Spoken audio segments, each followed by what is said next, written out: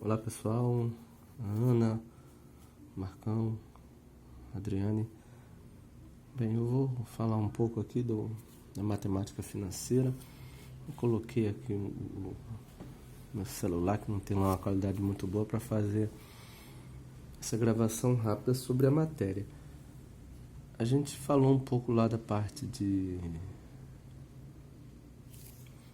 teórica que está no conteúdo, que ele fala que é matemática financeira, a origem da matemática financeira, os objetivos da matemática financeira,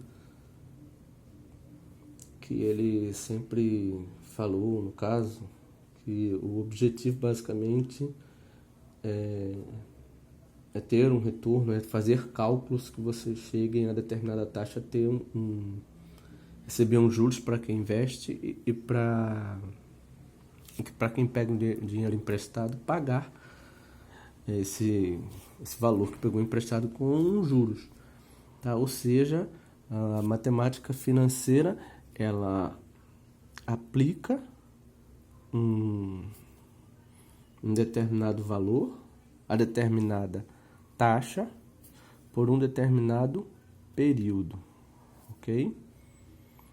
Então, vamos colocar isso em prática no decorrer dos exercícios.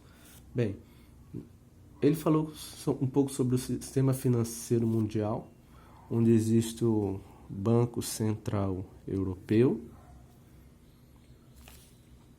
Também falou sobre os bancos centrais de cada estado, um pouco, que são os BCNs,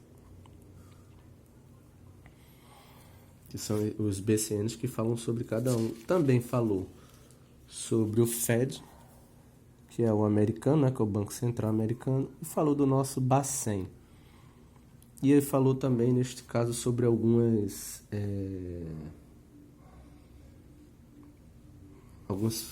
responsabilidades do Bacen, como, por exemplo, estimular a formação da poupança no caso do dinheiro estrangeiro, para fazer uma poupança caso haja alguma crise mundial, a gente já tem uma certa quantidade, emitir papel moeda,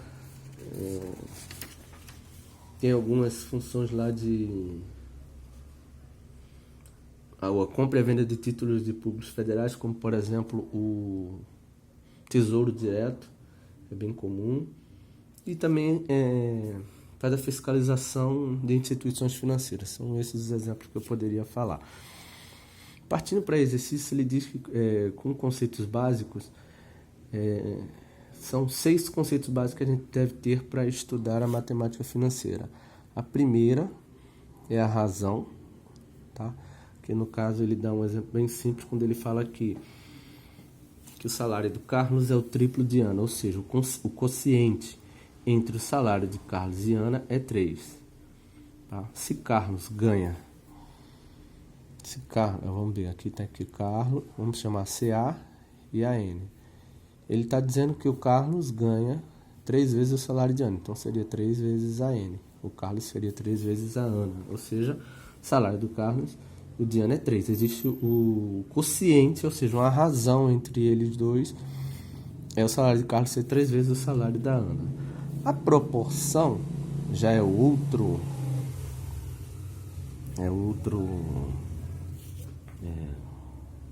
conceito básico que ele mandou que a gente tivesse em mente. É o que a gente usa, por exemplo, para nós fazermos cálculos da regra de 3 simples. O nome é regra de 3 porque nós temos 3 valores, é uma igualdade, como acredito que todos saibam fazer. E quando a gente faz esse produto pelos extremos, a gente consegue o valor. Supondo que a gente tem um valor de A, B e C, a gente consegue achar o valor de D. Tá? Então, isso aqui é uma proporção e aqui é a razão. Tá? Com isso, a gente consegue fazer uma regra de 3 simples. No material, lá na página 16, ele dá um exemplo de regra de 3 simples, que ele fala o seguinte, que um investimento de 10 mil reais, ele coloca aqui 10 mil. 10 mil reais. Na melhoria da logística da empresa gera uma economia de 2 mil. Então o investimento foi de 10 mil e esse investimento causou uma melhoria de 2 mil. Aí ele pergunta, qual será a economia se investirmos 4 mil? Então, se a gente tem 10 mil, eu já tenho 10 mil. Eu sei que esse 10 mil me causou uma melhoria de 2 mil. Se eu aplicar 4 mil, qual vai ser a minha melhoria? X. Como eu falei, se nós temos três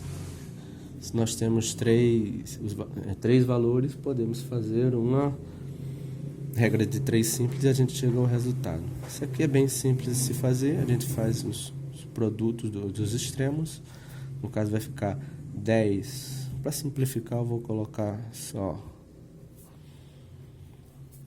eu vou tirar esse 1000 e vou colocar apenas 10. Então vai ficar 10 que multiplica x, que é igual a 4 que multiplica 2, que vai dar 8. Então esse 10 aqui está multiplicando, vai passar para lá dividindo. Então vai ficar esse valor aí de 8 dividido por 10.